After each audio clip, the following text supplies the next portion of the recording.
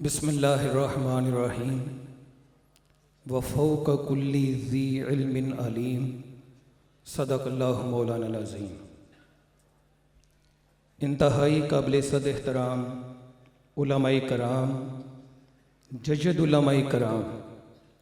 मशाइख़ उज़्ज़ाम और ग़ुलामान मुस्तफ़ा, आज की ये तकरीब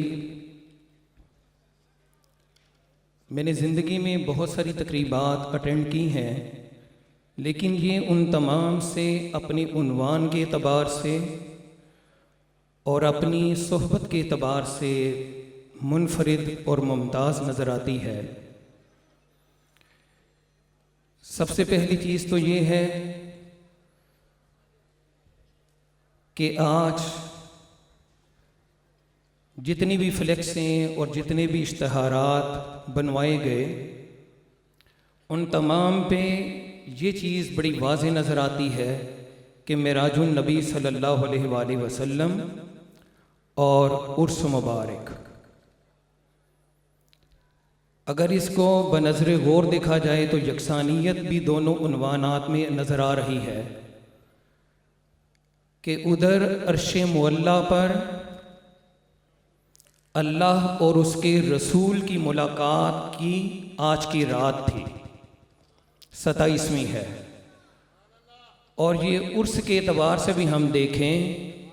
तो तमाम मुरीदैन की मुलाकात उनके पीरो मुर्शद के साथ ही आज हो रही है। पीर मोहम्मद अफजल कादरी रहमतुल्लाह अलैह, जिनकी ज़िंदगी में समझता हूँ कि जो कौल होता था वही फेल होता था। जिस तरह अल्लाह करीम ने 28वें पारे में फरमाया, या अय्युहल्लज़ीना आमनु लिमा तक़ूलूना मा ला तफ़अलून, और अल्लामा इकबाल ने भी कहा, इकबाल बड़ा उपदेशिक है,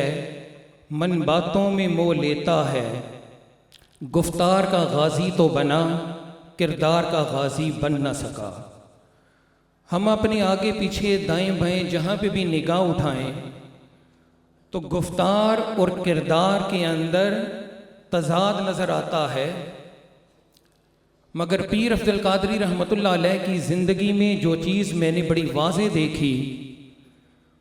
उनकी गुफ्तार और किरदार में यकसानियत थी। और इसीलिए कुरान मजीद के 14वें और 17वें पारे में कहा गया, फस्अलू अहल ज़िक्री इन कुन्तुम ला तालमून, तुम जिस चीज़ को नहीं जानते तो उलमा से वो पूछ लिया करो। और जिस तरह 22वें पारे में कहा गया, इन्नमा यख्शल्लाह मिन इबादिहिल उलमा, के बंदों में अल्लाह से डरने वाले जो हैं वो उलमाए कराम हैं। पीर अफजल कादरी साहब की ज़ात इस तरह की थी कि वो अल्लाह से इस अंदाज में डरते थे कि दुनिया के सारे हुक्मरान पीर अफजल कादरी साहब से डरते थे।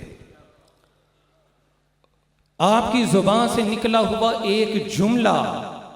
निकलने की देर होती थी कि ताकत और इक़्तिदार के ऐवानों में हलचल मच जाया करती थी, ज़लज़ले बफ़ा हो जाते थे। बल्कि जिस वक्त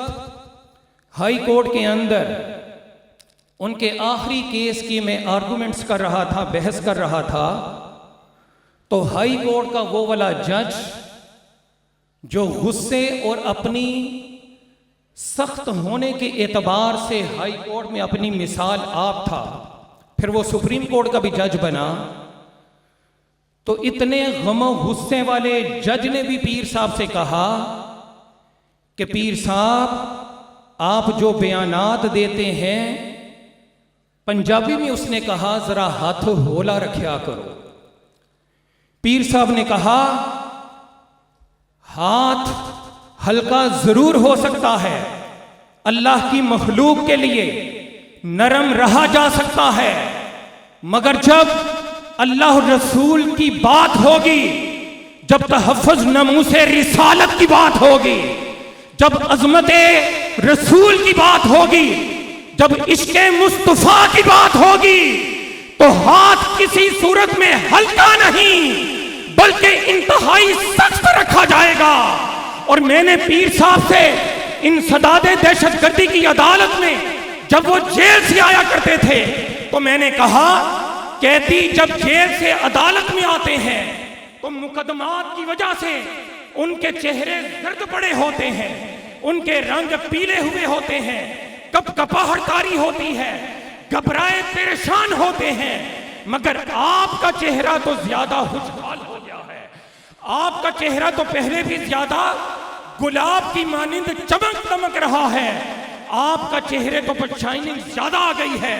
आपका चेहरा तो मजीद पुरनूर हो गया है। तो मुझे कहने लगे, अरे फवान, बाकी लोग कोई चोरी में अंदर गया, कोई डकैती में अंदर गया, कोई मुल्क का खजाना लूट के अंदर गया, कोई कत्ल में गया, कोई शराब पीने के एतबार से गया, मुख्तलिफ जराइम में अंदर गए,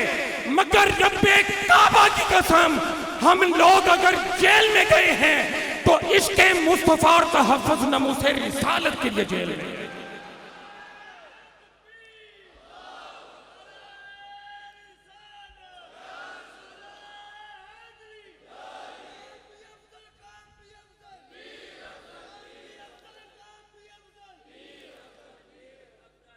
और मैं बहुत शुक्रिया अदा करता हूँ पीर तरीक़त रहबर शरीयत पीर मोहम्मद उस्मान साहब का, जो मुबल्लिग़े यूरोप हैं और इस्लामी लिहाज से बहुत बड़े स्कॉलर भी हैं। और यहाँ पे यकीन करें कि इन उलमाए कराम का मैं बज़ाते खुद बड़ा फ़ैन, बहुत फ़ैन हूँ। अल्लाह करीम से दुआ है कि अल्लाह करीम हम सब की हाज़री को कबूल मंजूर फरमाए और हमें पीर अफजल कादरी साहब की तरफ दलेरी, बहादरी और हमेशा सिरात मुस्तकीम पे गामज़न फरमाए।